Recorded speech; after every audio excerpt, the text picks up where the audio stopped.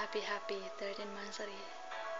Alam ko na medyo galit ka sa akin. Kaya gusto ko talagang humingi ng sorry sa'yo.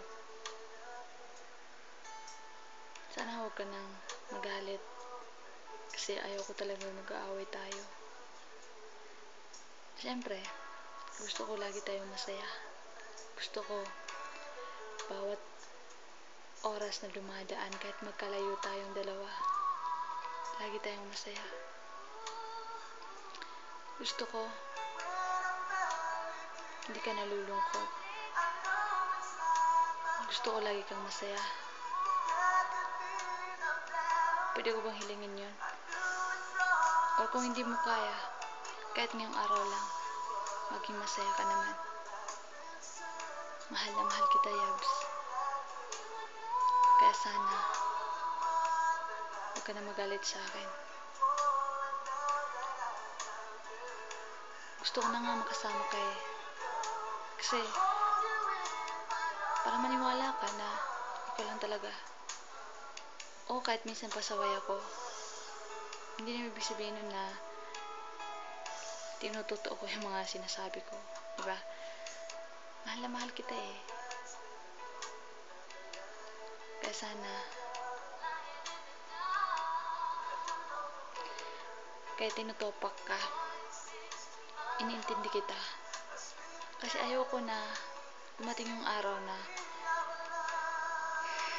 sabihin mo sa akin na kasi hindi naman kita nagawang intindihin. Basta kahit anong mangyari, tandaan mo, hindi kita niloko sa loob ng 13 months na wala akong naging ibang girlfriend kundi ikaw. Mahal kita, hindi lang ikaw, pati yung pamilya mo, yung nanay mo, tatay mo, kapatid mo. Basta kahit anong kailangan mo, matulong, sabi ka lang sa akin. Basta kaya ko, tutulungan kita palagi. Kahit magkalayo tayong dalawa, hindi kita pababayaan. Saka ikaw nga dyan ang maraming kainin, no?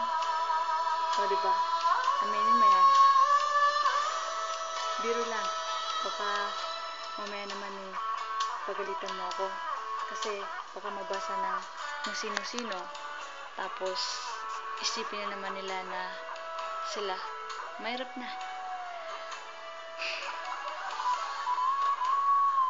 Puset, sorry talaga kung may nagagawa ko minsan na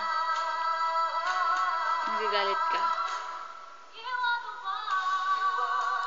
Basta isipin mo na lang palagi na